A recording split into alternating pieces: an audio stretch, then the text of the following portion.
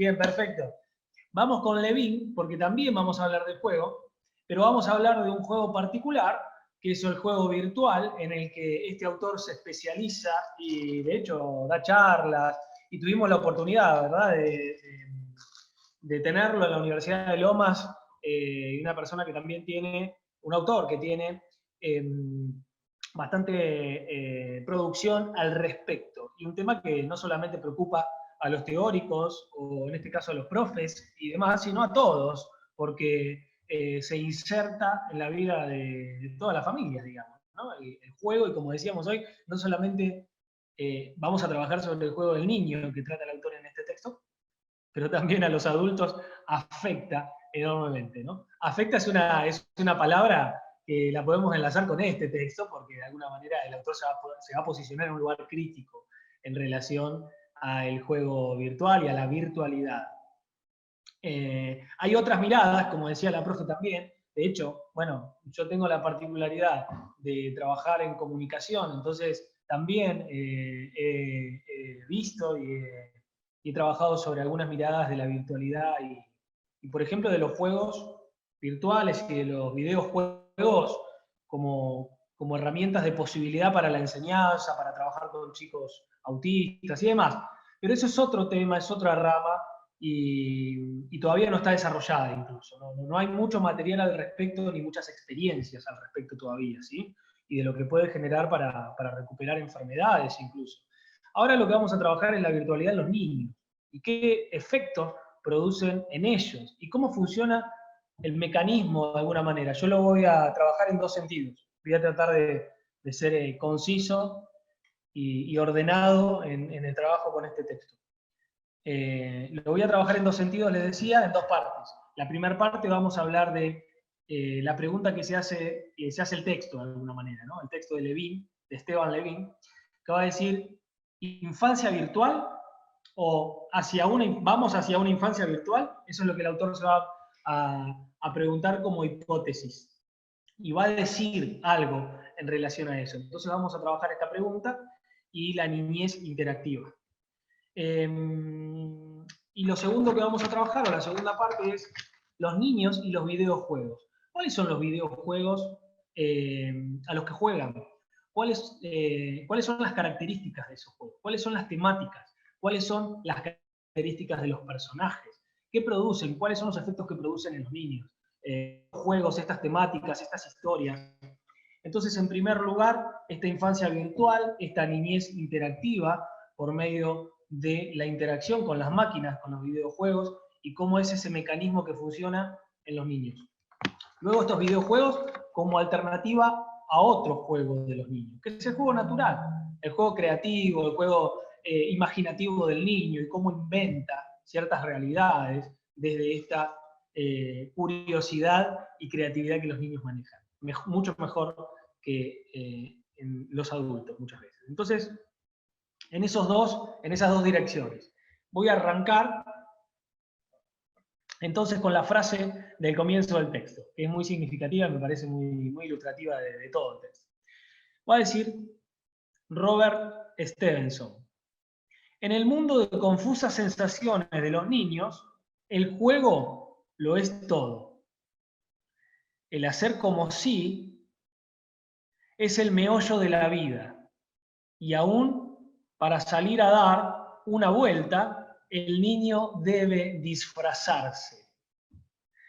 Y bueno, me pareció que ese primer fragmento, esta frase que trae el autor al comienzo del texto, es muy significativa, ¿no? De lo que cómo él interpreta el juego, contrariamente a la virtualidad. Este como si que representa el juego, hacer como si fuera, este juego que representa al niño, esta teatralidad que tiene el juego del niño, que tiene que ver con todo su mundo y con todo el mundo que el niño inventa al jugar. Y dice claramente, ¿no? Aún para ir a dar una vuelta, el niño necesita disfrazarse. Y pasa esto con los niños, ¿no? Que se disfrazan con los superhéroes, las princesas, y bueno, sobre todo con todo lo que los niños consumen a determinada edad, ¿no? Vamos a arrancar entonces el texto cuando habla Levin de la infancia virtual y de la niñez interactiva, se va a hacer también dos preguntas. Y él va a decir, ¿puede un niño pensar y actuar en imágenes? Bien, pregunta con la que empieza el texto. ¿En qué consiste la participación interactiva con una red digital? Esas son las dos preguntas con las que arranca el texto, ¿verdad? Ustedes seguramente lo leyeron todo, de punta a punta, tienen apuntes, tienen frases, le agregaron cosas al costado, seguro. Yo estoy seguro de eso. Pero bueno, yo tengo un resumen, que es lo que yo les quiero transmitir por medio de esta segunda parte de la clase. Lo que va a decir el autor es, el niño interactúa con la máquina. Es decir, miren lo que va a decir el autor, esto es clave, ¿no? No juega, interactúa con la máquina.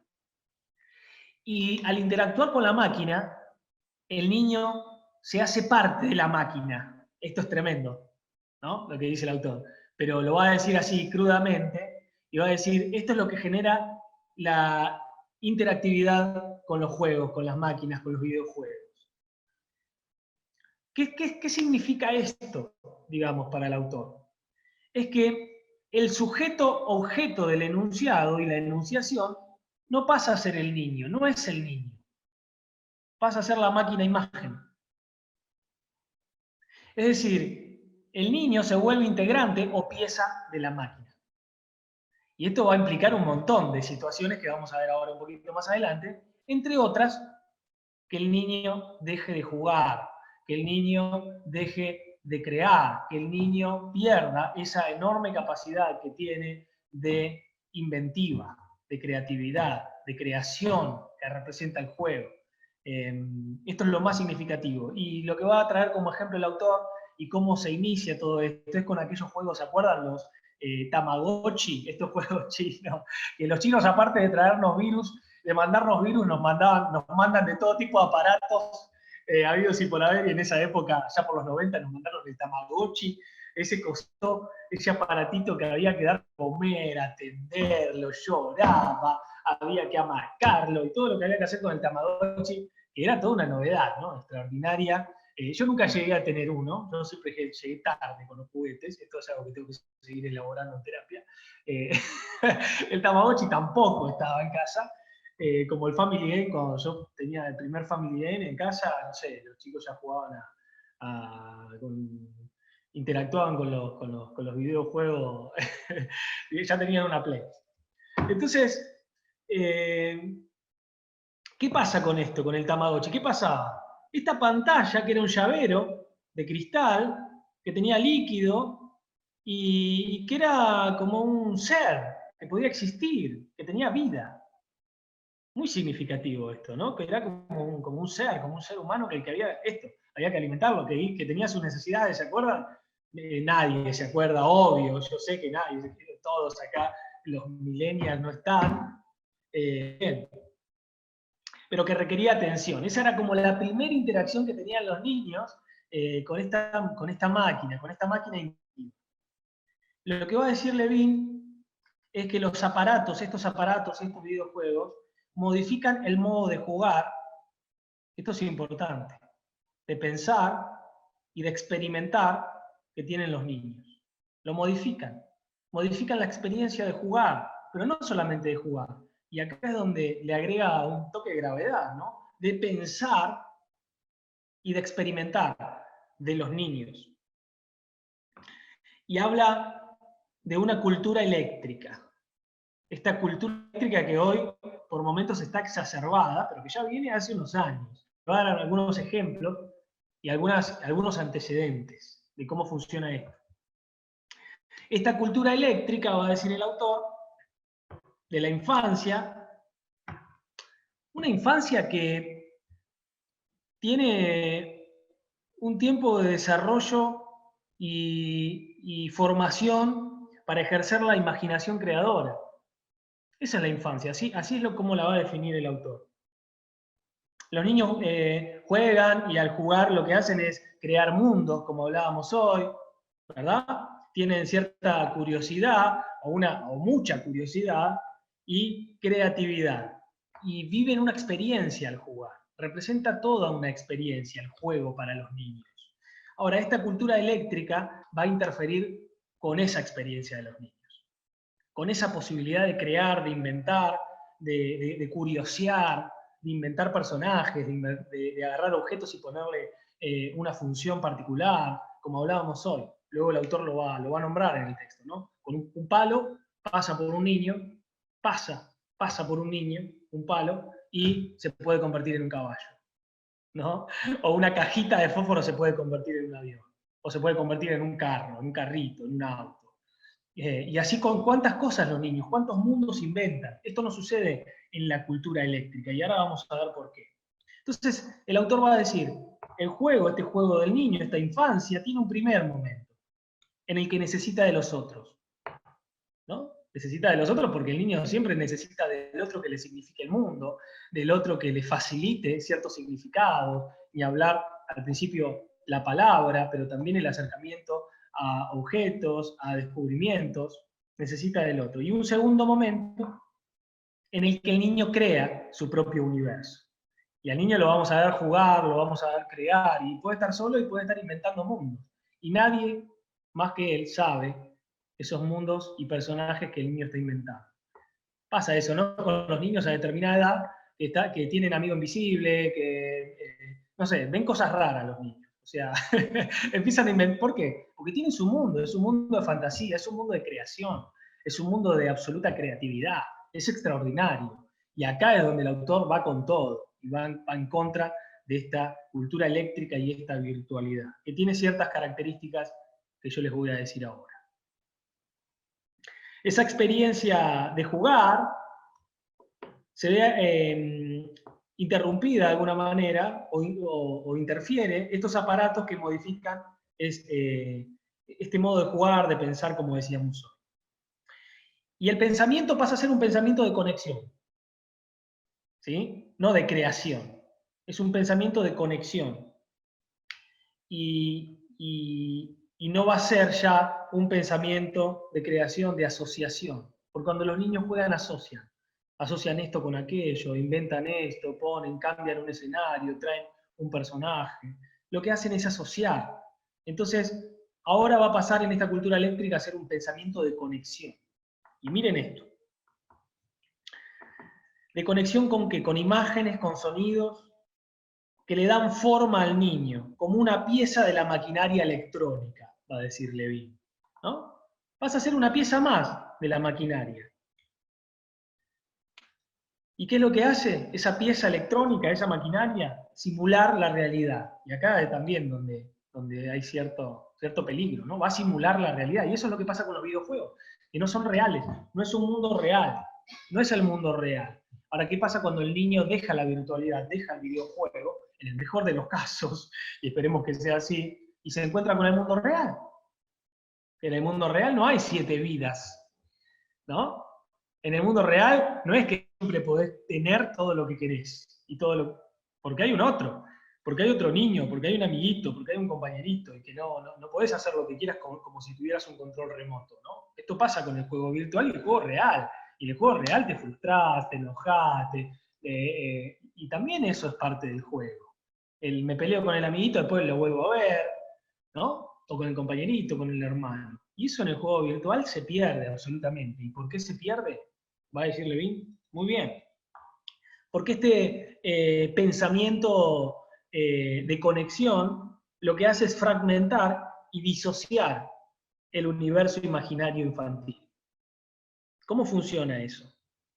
Va a traer un ejemplo claro, ¿no? Él, que estas maquinarias y esta cultura eléctrica hace que el niño pierda ciertas funciones básicas que adquiere a través del juego. Y el ejemplo que trae es el ejemplo de un padre que veía muy conectado a los videojuegos a su niño, en este caso a la televisión.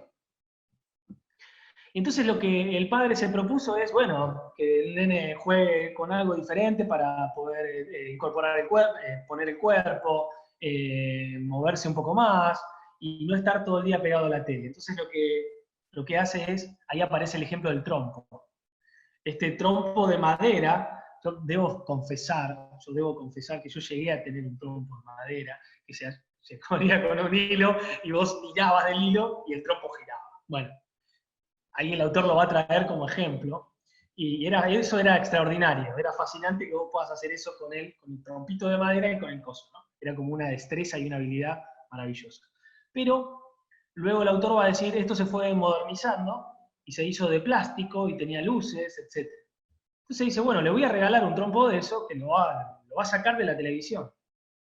Bien, perfecto, el niño lo recibió, bárbaro, feliz, qué bueno, papá, jugó un rato, ¿qué pasó? Le regalaron el mismo juego, pero en videojuego. Y automáticamente dejó eso. Y el padre dice, ¿cómo puede ser? Porque otra vez estaba frente a una pantalla jugando a ese juego, el Blood era, el Blood, este trompo, que se modernizó, plástico, giraba con luces, pero al pasarse a videojuego, el niño le preguntó por qué no jugaba con ese juguete que él le había regalado, con ese trompo. Y el niño le va a responder, no, papá, porque ese es viejo ya. Con este aprieto una tecla y es más rápido. Encima puedo, se mueve solo y gano poderes, y gano superpoderes. Y ahí el autor va a decir, acá hay una clave. Acá hay una clave de lo que los niños buscan cuando van a buscar jugar con un videojuego. Fíjense esto, claro, estaba fascinado. ¿Por qué? Apretaba una tecla, se movía solo, no tenía que hacer ningún tipo de esfuerzo, y se perdía esta movilidad, ponerle el cuerpo al juego. Y aparte inventar, que es lo que no van a tener los juegos virtuales. Entonces, y le daba superpoderes, claro. Dejó de lado el otro juego. El pensamiento del niño al jugar, y qué es lo que se va a perder con la virtualidad, es esta magia de la novedad que tiene el jugar a algo. Ahora, esta magia de la novedad, de la inventiva y de la creatividad va a ser monopolizada por una reacción en cadena de estímulos visuales e irreales. Y acá el autor va a decir, lo que opera es la exclusión. La exclusión. ¿De qué? Del niño a su propio mundo. Se va a excluir el niño a su propio mundo, un mundo irreal. Entonces el videojuego funciona con una lógica de exclusión. El niño se excluye a un mundo propio. Y ese mundo propio tiene un lenguaje adulto infantil, y ahora vamos a ver por qué, y lo vamos a entender claramente cuando veamos las características de los personajes de los videojuegos, y una tecnología digital virtual, que llega a fragmentarlos y alienarlos. Y pierden, vamos a decir, su propia personalidad y su propia capacidad de crear, de imaginar, de inventar sus propios juegos, personajes. Y esto que decíamos también, de la posibilidad de poner el cuerpo en juego, ¿no? Como se hacía con los juegos tradicionales.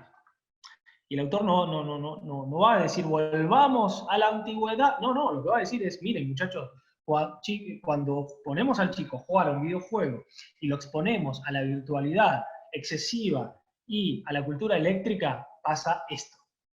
Sepamos que pasa esto, ¿no? Que pierden esta capacidad. Ahora, decíamos recién, ¿cuáles son los efectos que producen en los niños estos juegos electrónicos, esta virtualidad, esta maquinaria de la que el niño termina siendo parte?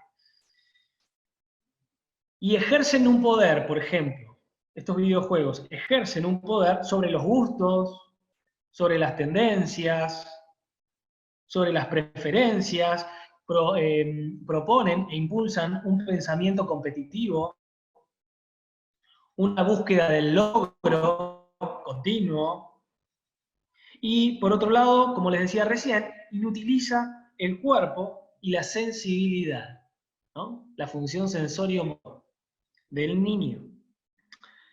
Ahora,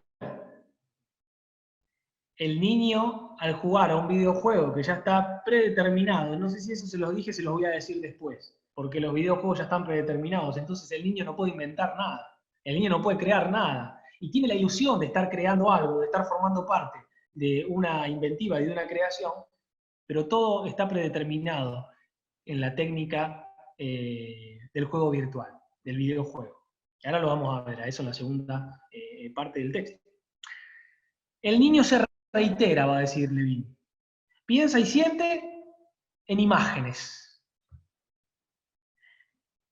Con una memoria presente que dura lo que dura la imagen. ¿Cuánto dura la memoria del niño? Lo que dura la imagen. Crea una ilusión, dice Levin, de mañana. Sin mañana, perdón. Una ilusión sin mañana. Confunde la realidad. Todas estas son características de la cultura eléctrica que les nombré hoy. El niño se reitera, piensa y siente en imágenes, tiene una memoria presente, porque la memoria dura lo que dura la imagen, entonces no puede desarrollar la memoria, miren la gravedad, ¿no? Y crea una ilusión sin mañana, y confunde la realidad. Claro, porque al interactuar con otros, el niño puede llegar a confundir la realidad. Entonces, ¿qué es lo que pasa? Claro, esto que decía la Liga hoy, cuando los niños van al consultorio, los niños son agresivos. ¿Por qué están agresivos los niños? ¿Cuáles son las cosas que consumen? Como una pieza más, y confunden así la realidad. ¿Cuáles son los videojuegos? ¿O qué cosas experimentan los niños en los videojuegos? Y parece que estuviéramos demonizando, ¿no? Cuando vemos el Levin. A ver ahora, ¿se me escucha? ¿Se me escucha ahora? ¿Se me escucha bien? Ahora sí, pará. Ah, bien, ahí me hace señas, ¿sí? Me hace señas Romina, perfecto. Ariana, ¿se escucha? Se había acordado un poquito, ¿no? Bien, perfecto. Entonces, no, lo que decía es, ¿cuáles son estos juegos virtuales, estos videojuegos a los que los niños juegan? ¿Y cuáles son las cosas que generan? Porque, no sé si me escucharon la parte anterior, pero cuando llegan los niños al consultorio, esto que decía Analía, ¿por qué los niños están agresivos? ¿Por qué los niños, cuáles son los dibujitos animados que ven? ¿Cuáles son los videojuegos a los que juegan, a los que son parte como una maquinaria con la que interactúan? ¿Querías decir algo, Ana?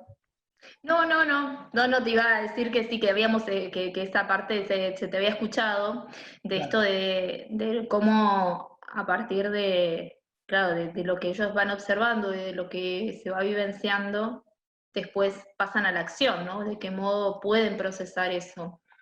Pero bueno, después cuando vos termines, voy marcando algunas cuestiones que me parecen fundamentales que ellos vuelvan en el texto a mirarlo. O sea, que más allá de tu explicación lo puedan focalizar, ¿no? Pero bueno, te dejo desarrollarlo tranquilo y ahí después lo... Dale, perfecto, Ana, buenísimo. Y eso va a ser muy, muy nutritivo y interesante para todos, me parece también. El autor dice, ¿qué es lo que los atrae? ¿Qué es lo que atrae a los niños hacia los videojuegos? Bueno, algunas cosas, y ahora es donde vamos a desarrollar el tema contenidos de los videojuegos, cómo son esos dibujos y cuáles son algunas características de los personajes, ¿no? Y aparte el autor va a traer un subtítulo que es juguetes para no jugar. ¿Cuáles son los juguetes a los que los niños juegan? Pero los videojuegos, ¿qué es lo que los atrae? Eso es lo que el autor se va a preguntar. Los niños gozan de las imágenes digitales que los excluyen, como decíamos anteriormente, de los demás. Ahora, lo que los atrae es el poder, sobre todo el poder. Juegan a ser y tener los poderes y atributos de la imagen. Eso es extraordinario, claro. Fíjense cómo se van a sentir los niños cuando tienen esa posibilidad. Y por eso también esto de que se excluyen en un mundo particular en el que tienen un lenguaje adulto infantil. Ahora, lo que los atrae es eso, el poder. Juegan a tener poderes y atributos que les brinda la imagen. Compiten violentamente por el poder. Esta es otra de las características que los atrae. La competencia violenta. La impresión. ¿Cuál es la impresión que tienen? De que son libres cuando hacen con el aparato lo que quieren. Esto también es interesante, ¿no? Les da esa posibilidad, el aparato. ¿Cuál es la técnica que utilizan los videojuegos? Bueno, la técnica es esta que hablábamos anteriormente, esto de la animación limitada, esto que cada videojuego está predeterminado, desde un principio hasta un final. Los niños interactúan con eso, no tienen la posibilidad de crear, no tienen la posibilidad de imaginar, por ejemplo, un nuevo personaje, por ejemplo, una nueva historia, o por ejemplo, un nuevo final, como hablábamos hoy. No tienen esa posibilidad. ¿Por qué? Porque de principio al fin van a poder hacer determinadas acciones, porque esa es la técnica del videojuego, y el recorrido ya está hecho por los programadores. La técnica se llama animación limitada. Entonces, toda la trayectoria está predeterminada, pero ellos tienen la impresión de ser libres cuando juegan a un videojuego, y eso es muy interesante y atrayente para ellos. Ahora, algunos contenidos que preocupan de los videojuegos, sobre todo tienen que ver con la violencia, ¿no? Y ustedes seguramente lo verán en sus casas, o si tienen niños o sobrinos. ¿Cuáles son los videojuegos a los que juegan? Bueno, son juegos de codicia. Esta investigación que hace el autor arroja estos datos. Luchas sangrientas, genocidios, bombardeos, matanzas, ataques. Claro, entonces por eso les da esa sensación. La lucha es a muerte, por ver quién tiene más poder. Un niño, al hacerle una entrevista, el autor cuenta, se le pregunta a un niño, y el niño responde, es genial. ¿Por qué jugaba? ¿Por qué se sentía atraído por eso? ¿No? Porque es genial, va a decir el niño. Hay que matar. Y este juego era Apocalipsis de PlayStation. Entonces ahí es donde mostraba también cómo se sienten atraídos por esta idea, ¿no? Algunos ejemplos de juegos, seguramente hay otros, yo realmente no tengo la cultura, esta cultura de jugar a la PlayStation y demás, pero en esa época el autor va a encontrar algunos ejemplos. Dragon Ball Z, Pokémon, Digimon, Sailor, Tomb Raider, algunos juegos. Acá en Y dibujos animados, ¿no? acá en el chat algunos pusieron que, bueno, yo tampoco sé mucho de los juegos, ¿no? Pero pusieron uno que el Free Fire, sí. Que bueno, Juego sí, libre, todo lo que tiene que ver con batallas, o con carreras también, competencia, claro. competencia. Sí, sí, sí, en general, ¿no? Después tenemos también otros juegos que podríamos decir que son más didácticos, que hasta Ah, sí, ahí, sí, que tal es cual. muy ambigua esa palabra. Ahora después cuando vos termines yo voy a marcar algunas cositas que me parece para que uno después piense qué tan didáctico puede llegar a ser o qué tan, Tal cual. digamos, propiciador de la estimulación de todas las habilidades del niño, ¿no? Bien. Pues me parece que de estimular estimula, pero bueno, habrá que ver qué, ¿no? Claro, tal cual, tal cual. ¿Y qué tipo de estimulación es? Interesante. Claro. Mi marido juega al counter, dicen por acá. Bien. Si ustedes, gracias, Bueno, Liliana. Si ahí ustedes. marco algo, que también la virtualidad y el juego virtual introduce como distinto de lo que veníamos hablando. Si bien nosotros hablábamos del juego simbólico y decíamos, bueno, el adulto no juega, y cuando juega a veces es bastante regresivo y es bastante movilizador, con el juego virtual vemos que empieza a haber una simetría entre los juegos del adulto con los juegos del niño. Y se empieza a compartir cuando hay, o sea, como que hubiera menos diferencia de lo que es el juego de un niño o el juego de un adulto, ¿no? Entonces empieza a haber una simetría en los contenidos, ¿sí? Así que bueno, pasa bastante eso de encontrar que adultos juegan juegos que también juegan los niños. Y es o sea, es el sentido que tiene el juego. El juego va a buscar la mayor amplitud de público. Tal- Entonces, uno dice, ay, qué bueno, porque juegan juntos, sí, está perfecto y es genial. Pero bueno, también es diferente la posición del adulto jugando un videojuego que el adulto jugando a, no sé, al armado de algo con bloques o a las carreras con los autitos. La posición del adulto es de otra forma. tal El adulto cual. también se permite cosas que si jugara con un juguete no lo permitiría. Digo, a nivel de la expresión de la agresividad, en un videojuego se permiten más cosas que quizás cuando juega con un niño, digo, ¿no? Sí, sí, Eh, sí. de la competencia. Pero bueno, sí, traje alusión a esto que decían, porque bueno, alguien puso que bueno, sí, a veces el adulto también queda en este juego. Excelente, excelente. Bueno, y si tienen algunos otros ejemplos, pónganlos ahí en el chat de algunos juegos que pueden aparecer hoy, ¿no? Porque también el texto tiene unos años. Pero bueno, interesante también, y el autor lo que va a encontrar es un antecedente de estos dibujos animados que en muchas ocasiones se convierten también en videojuegos, ¿no? Y algunas características. Otra cosa de lo que hacía referencia Ana también tiene que ver con el mundo del mercado, ¿no? ¿Qué es lo que busca el mercado también cuando, por ejemplo, hace una propuesta de videojuego y demás, que abarque a la mayor cantidad posible? Claro, claro que sí, porque también hay intereses detrás. Este antecedente que el autor encuentra de estos dibujos animados que luego se convierten en videojuegos, lo encuentra en el dibujo animado Astro Boy, que tiene que ver con el mundo del anime y del manga japonés.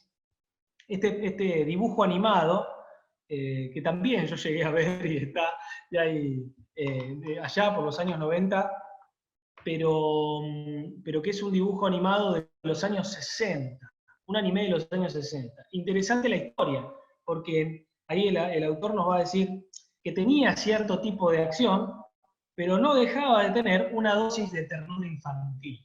Astro Boy. Era un robot que había creado un científico, y este científico había hecho una réplica para reemplazar a su hijo que había tenido un accidente de tránsito. Ahora, cuando este científico se da cuenta de que nunca va a ser un niño real, y otra de las cosas es que nunca va a crecer, y nunca va a ser un niño verdadero, decide maltratarlo y lo regala a un circo. Bueno, y ahí empiezan una serie de aventuras, ¿no? En este personaje llamado Astro Boy. Pero algo de lo que va a destacar es que tiene como un parecido con Pinocho, que era bastante torpe el robot, y que lo que buscaba era saber quién era y a dónde pertenecía. Y otra cosa es qué significaba ser niño. ¿Por qué el autor trae esto y por qué también a mí me pareció importante destacarlo? Bueno, justamente por esta diferencia que hay entre este dibujo animado japonés y los dibujos animados que luego se volvieron agresivos, competitivos, con la búsqueda de poder, y una búsqueda de poder constante, y esta necesidad de ganar siempre y de tener mayor poder. Aquel manga, aquel dibujo animado llamado Astro Boy, todavía tenía cierta ternura infantil, la conservaba. Entonces, eso es importante, ¿no? Porque algunos dibujos, y estos dibujos animados y los videojuegos, lo que sucede es que el más fuerte siempre gana, se convierte en más poderoso y combativo. Fíjense las características, ¿no? Cambia de forma y de poder. Por ejemplo, pasaba eso en Digimon y algunos de esos juegos. Pierde atributos humanos. Astro Boy también era un robot, era creado por un científico y demás, pero había cierta ternura infantil. Él todavía buscaba una esencia, que era la esencia de ser niño. Acá estos personajes no. Pierden atributos humanos, los sentimientos, las emociones, las sensaciones, la sexualidad y el dolor. No hay dolor en estos personajes. Entonces, este personaje al que hace referencia el autor son opuestos a estos como engendros, mutantes, y a estos dibujos y videojuegos actuales, ¿no? Hay mucho hoy de los zombies, hay muchos zombies también dando vueltas, ¿no? No solamente en la serie para adultas, sino también en los videojuegos. Yo he visto algunos videojuegos de matar zombies, siguen con esta temática de obtener poder, de matar, de expresar la agresividad, de volverse violentos y de tener poder. El que más mata gana, ¿no? Las características de los personajes entonces terminan siendo la ambición, el triunfo continuo, como les decía hoy, evolucionar más rápido, ¿no? Y un ideal inalcanzable, que no se ve en la vida real esto, ¿no? Los niños, ahí es donde se vuelve esta distorsión que el autor va a decir de la virtualidad, de la cultura eléctrica, a la vida real, que eso no lo van a encontrar. Entonces por eso va a decir, hay algunos juguetes que sirven para no jugar. Algunos juguetes son para no jugar, y que ahí va a desarrollar este tema del mercado, de los objetos, de la relación con los objetos que los niños tienen. ¿Qué efecto causa esto en los niños, estos juguetes? Irritabilidad, distorsión sensorio-motriz, esto que hablábamos hoy, los juguetes como objetos de posesión y jerarquía. Para poseer, los juguetes para poseer y no para jugar. Vieron que ¿por qué quieren los niños? Bueno, porque generalmente esto trabaja mucho la publicidad, y uno de los compañeros ponía, ¿no? El tema de la publicidad, claro, porque la publicidad lo que busca es vender. ¿Y cuánto tiempo duran esos juguetes? Y hasta que aparece otro que los niños desean, quieren, se les genera esta necesidad, ¿no? De que el objeto termina siendo un juguete de posición, de jerarquía, de tener que tener ese juguete sí o sí, que aparece 344.500 veces en la tele y en la imagen del niño, hasta que no lo tiene no para, ¿no? Y Y juegan los niños entonces cada vez menos. agrego algo con esto de la acumulación, ¿no? De que también cuando el niño tiene tanto, termina siendo un estímulo, digamos, que hace que se pierda el sentido de tanta cantidad de juguetes. Y como todo, cuando uno tiene mucho de algo, pierde el valor, ¿no? Pierde, o sea, si uno tiene algo y lo tiene poco y sabe que le cuesta conseguir eso, posiblemente eso se convierta en algo en el que le depositamos mucho más afecto, pasa a tener otro valor, pasa a tener otro sentido, empieza a jugarse ahí el cuidado, más allá de esto que decíamos antes con los juguetes, ¿no? Decir, bueno, sí, lo va a tirar, lo va a destruir, pero también va a saber que quizás este juguete no lo va a poder comprar ya, mañana o pasado, o tiene 3 más iguales o parecidos. Entonces me parece que en la acumulación se pierde un poco eso, el sentido de la pertenencia y de tener. Entonces, después eso que empezó con un juguete se traduce en un montón de otras cosas más. Y lo que a veces yo observo en niños que tienen mucha cantidad de juguetes es que realmente no saben qué hacer con todo eso. No saben qué hacer con tanta cantidad de objetos. Y los escuchabas que te dicen, estoy aburrido, no sé con qué jugar. eh, no sé qué, o sea, decís, bueno, pero anda a jugar con alguno de los juguetes que tenés, pero tienen tantos y están todos ahí acumulados que no se pierden en tanta cantidad. Entonces, es muy difícil para ellos elegir, todos les gusta. eh, Al tener tanta cantidad, elegir algo en ese mar de juguetes que pueden llegar a tener es bastante difícil.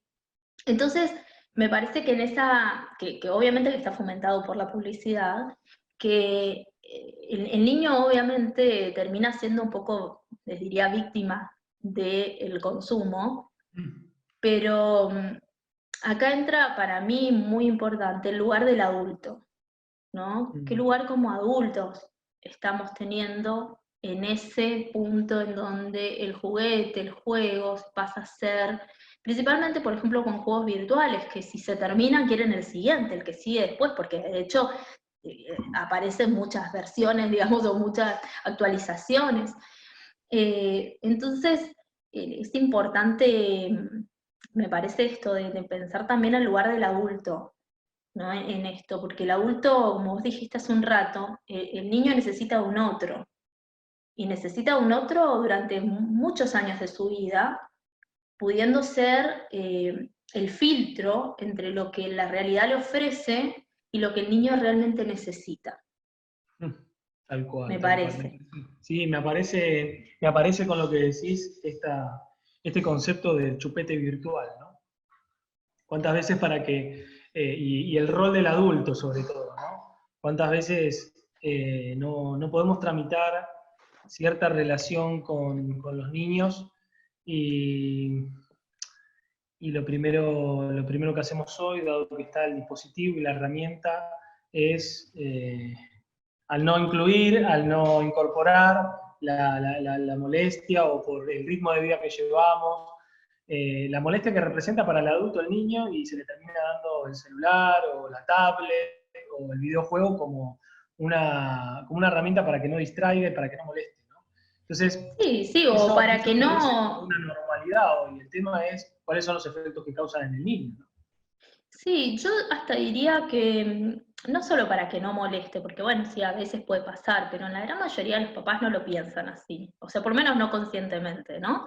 Yo creo que lo que no quieren que moleste es esa sensación de culpa y de malestar que genera que un niño llore porque quiere algo y uno le dice que no. Cuando uno está todo el día afuera y volvés a tu casa y le tenés que decir que no a tus hijos, cuesta un montón. Entonces me parece que lo que más cuesta y lo que uno no quiere es que moleste la angustia de uno como adulto, de tener que bancarse la agresión del niño, bancarse que el niño pida algo y uno le tenga que decir no, ahora no, o vas a tener eso pero en tu cumpleaños, o a fin de año, o no sé, o en alguna situación puntual en que uno diga, bueno, eso amerita y es válido que tenga ese regalo y ese juguete que es caro, que el niño aprenda a valorar las cosas que no va a saber valorar, porque no sabe cómo que vale un peso y 100 pesos para el niño es lo mismo. Un niño chiquito, digo, ¿no? Que todavía no tiene noción del dinero. Pero sí para el adulto, ¿cómo le planteamos esto? Y me parece que lo que más cuesta y lo que no tolera el niño más o sea, esto, bueno, a veces pasa, que es porque no quieren que moleste el niño, porque bueno, que se quede ahí con la tablet y no joda, pero yo creo que lo que no quieren es que moleste la angustia de ellos mismos. O sea, me parece que esto es lo que pasa. Angustia mucho tener que decir que no. Y no Sí, estamos acostumbrados a bancarnos el no, ni los la niños ni frustración. los adultos, porque hay que Mm. sostener. Esto que hablábamos de Spitz, no solo decirlo, hay que sostener el no. Y los adultos estamos también atravesados por esta tecnología y tampoco Ujú. estamos hoy en día tolerando mucho cuestiones de espera, de manejo de la propia ansiedad, de la propia angustia. Son como síntomas que están sucediendo hoy en día porque también la sociedad se fue transformando. Recién leí algo no quiero que nos extendamos tanto porque ya son las 9, esto es como un tema que amerita, digamos, hablar un montón, pero no quiero que los chicos se terminen cansando, de que hay un montón de juegos que ahora, bueno, obviamente que piensen que los juegos virtuales van a ir como transformándose para poder captar la mayor cantidad de público.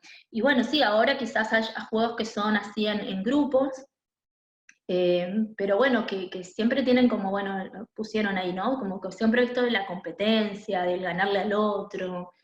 Siempre, a ver, los juegos de reglas, o sea, cuando uno jugaba a las cartas, también quería ganarle al otro.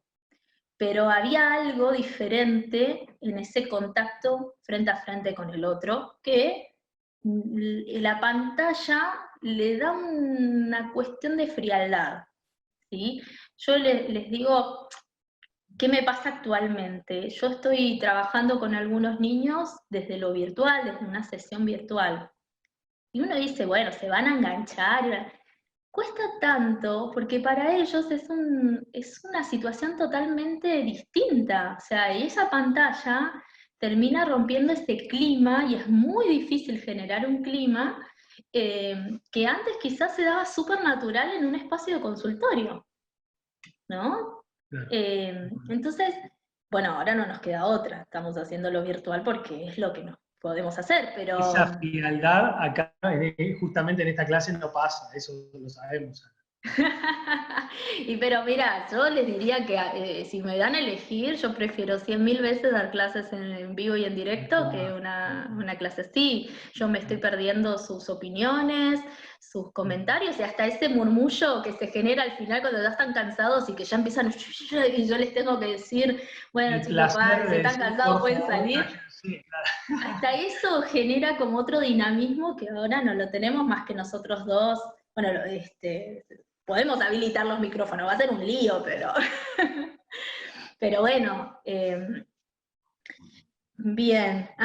Lautaro comentaba que, bueno, que había visto, digamos, un video en donde planteaban esto de elaborar estudios, o sea, que se hacían estudios para poder Ah, hacer juegos más adictivos, con mayores, claro. A ver, lo que predomina acá es la estimulación visual y auditiva por sobre la táctil, eh, sobre todas las cosas, que eso también hace al desarrollo motriz un déficit Quizás les diría con esto de la Wii, me parece que es la que se puede como jugar con el movimiento, y por ahí están queriendo como tratar de simular. A ver, hay situaciones de simulación de realidad virtual, pero bueno, yo creo que hay otras cosas que se pierden. No sé si querés agregar algo más puntualmente del texto de Levin. Te iba a decir eso, Tony, si vos querés de alguna manera puntualizar en esta parte en la que el niño, yo mucho más no tenía, más que esta idea que trae el autor de cómo el niño construye un juguete y juega, y ese amor Bien. que el niño, a diferencia de lo virtual, le pone, por ejemplo, a un objeto, a construir una historia, cómo pone mucho de él, de sus vivencias y de lo que él necesita elaborar en un momento determinado. Y esto que pasa particularmente con el juguete, esta interacción que el niño tiene con el juguete, con la creación, como hablábamos hoy, el autor va a traer el ejemplo del caballo, y cómo esta representación que se genera en la imaginación del niño es extraordinaria y que eso es lo que se va a perder con la cultura eléctrica, ¿no? Dice algunas cosas el autor que yo anoté, pero si vos querés puntualizar sobre eso. Bien, a ver, no quiero tampoco extenderme tanto. Partamos de la base y de algunos conceptos que vos ya desarrollaste, David, que cuando estamos hablando, bueno, del juego virtual, David lo dejó muy claro, que está como, digamos, prediseñado, ¿no? Hay algo que está realizado, por más que tenga múltiples opciones el niño, pero hay alguien que ya pensó esas múltiples opciones y elaboró previamente ese juego. Y las herramientas para poder jugarlo. ¿Qué pasa con un juego, con un juguete, con un objeto, en un juego, podríamos decir, simbólico, en el que hay una interacción del sujeto con ese objeto lúdico? Levin lo que plantea es que tiene que haber una transformación de ese objeto, en el cual, o sea, voy a tratar de ser lo más sintética posible, a ver, en el cual se tiene que dar un proceso de vaciamiento de la representación de ese objeto. ¿Eso qué quiere decir? A ver, un objeto X, un palo, o sea, representa algo, es un palo, puede ser el palo de la escoba, puede ser un palito que agarró de una ramita de la calle, lo que fuera. Representa algo, está representando, o sea, está simbolizando algo, pero para el juego el niño tiene que sacar esa representación, vaciarla, y poder cargarle, una vez que está vacía de representación, cargarle de su propia representación. Entonces, en ese movimiento, lo que el niño hace es construir un nuevo objeto y construir el juguete en sí. Entonces, cuando el niño agarra el rollito, digamos, lo que está dentro del papel higiénico o de la servilleta de papel, el rollito, digamos, de cartón, y transforma con eso porque lo pinta, o le pone un hilito y lo transforma en un autito, está vaciándolo. Ese objeto dejó de ser lo que era y para lo que servía, y empezó a ser algo nuevo, creado por ese niño, que además es único. Porque aun cuando el niño al otro día agarre otro juguete, o con el mismo quiera jugar a otro juego, ese juego no va a ser idéntico al juego del día anterior. ¿Por qué? Porque ya hay otras experiencias, el niño está creando otra cosa, ya hay cosas que dejó y no lo hizo. Con la virtualidad lo que pasa es que si nosotros perdemos un nivel, lo volvemos a jugar y hay una manera de pasar ese nivel. No hay muchas opciones. Entonces, digamos, se pierde un poco esto de poder vaciar y construir algo nuevo. En ese volver a construir está en juego la experiencia del niño, está en juego la creatividad del niño, y la experiencia pasada y la experiencia presente que está teniendo con ese objeto. Entonces, lo que plantea él como diferencia es eso. Y yo les voy a marcar cosas que quizás en el texto no están tan puntuales, pero sí les voy a plantear. ¿Qué aportes van a tener al desarrollo ese tipo de juego que es un juego simbólico con un objeto, con un juguete? Y con esto también, para hacer una diferencia, porque hoy en día vamos a encontrar juguetes que cada vez simulan más al objeto, o sea, más parecido al objeto de la realidad, ¿no? Hoy por hoy hay muñequitos, o sea, sí, juguetes, digamos, que simulan ser un perrito que ladra, que se para en dos patas, que camina. Y entonces uno dice, bueno, ¿para qué va a querer una mascota? Si tiene eso, Claro. ya está. Bueno, no, no es lo mismo. Entonces, ¿qué sucede? ¿Qué es lo que sí aporta el juego con juguetes? El juego como lo describía Verasturi, como lo describía Freud, que quizás el juego virtual todavía no está pudiendo lograr 100% eso porque claramente estamos hablando de otra cosa. Por un lado, a nivel motriz, el manejo de la fuerza, el manejo del propio dominio de la velocidad de uno, ¿sí? Que uno cuando juega a las escondidas, cuando juega la carrera con el otro, lo tiene físicamente. Cuando jugamos a la carrera de los autitos, sí podemos jugar rápido y correr rápido, pero nuestro cuerpo no está corriendo más rápido.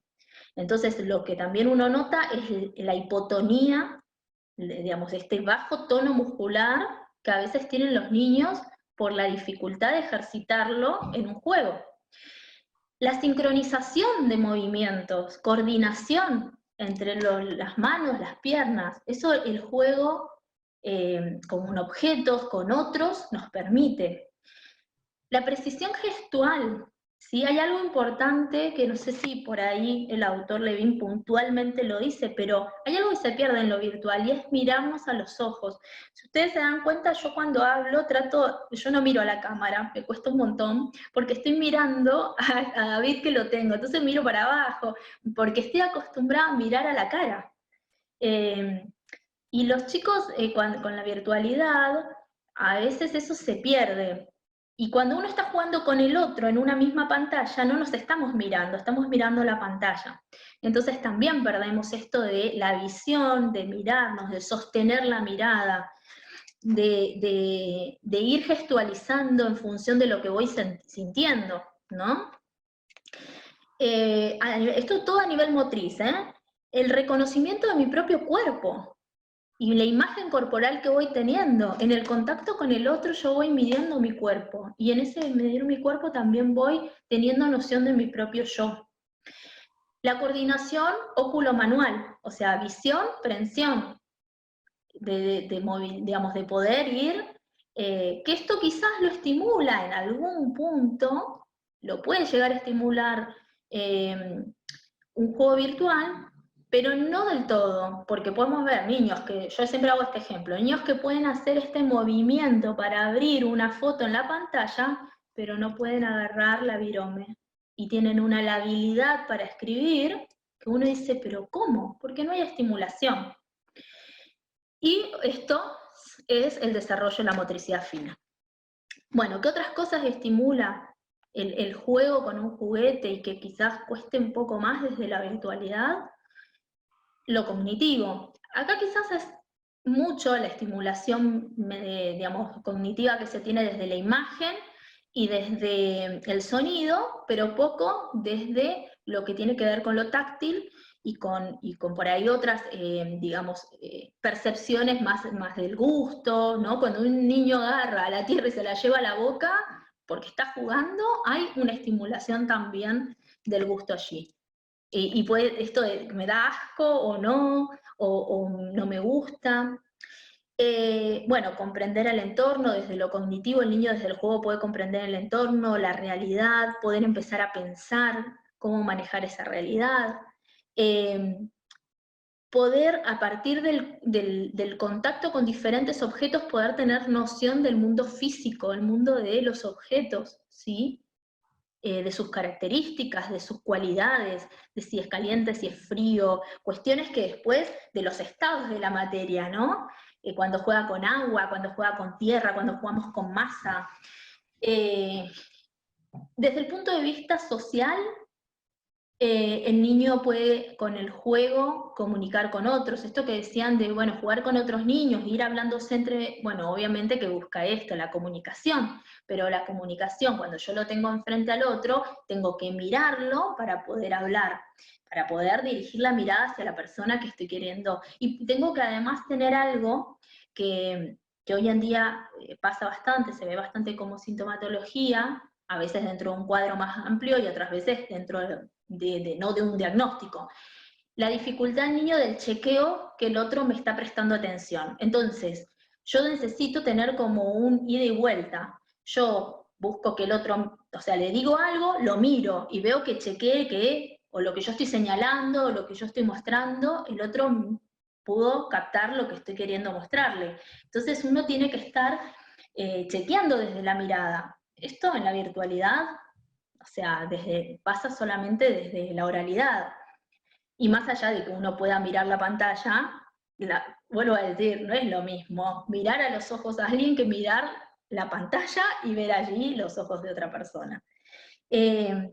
Cooperación, negociación, eso puede ser que podamos encontrar en el juego virtual, pero no se tramita la frustración de no poder negociar algo de la misma forma en la virtualidad que si nosotros nos enojamos en el juego virtual, posiblemente puedan tirar el juego, digamos, o lo que estén jugando. Ahora, en un juego, sí podemos tirar el juguete, pero también está el otro que me mira, me puedo sentir con vergüenza, puedo sentir que el otro me hace un gesto que no me gusta. Entonces hay otras cosas que se ponen en juego. Y el juego con el otro, el juego, no solo el juego virtual, el juego en general, lo que busca es también empezar a generar los primeros vínculos, vínculos con los demás, ¿no? Con los amigos, con los pares. Bueno, a nivel emocional, todo lo que ya hablamos desde, no voy a agregar mucho más, pero todo lo que hablamos desde Freud. Ahora, ¿qué pasa con eso mismo en la virtualidad? ¿Qué pasa con la expresión de nuestras emociones? Decíamos, bueno, el niño cuando se enoja puede agredir al objeto, puede tirarlo. Vemos que el niño sí puede tirar el celular, puede tirar la tablet. Yo conozco muchos niños que han roto tabletas, pero mansalva porque tienen 3 años y no saben que eso se rompe. Entonces, a miércoles se enojaron, chao, tiraron el celular, una cantidad de padres con celular roto. ¿Por qué? Porque se enojó, porque digamos, no, se le terminó el video, se le terminó el dibujito, se le terminó lo que fuera y no lo toleró. Entonces, digo, hay cosas que se van perdiendo, hay otras cosas que se ganaron en ese tiempo, digamos, de cambios de virtualidad digamos, perdón, al revés, de juego con objetos a virtualidad, pero para ir cerrando y no extenderme tanto, vuelvo a dejar como abierta la pregunta.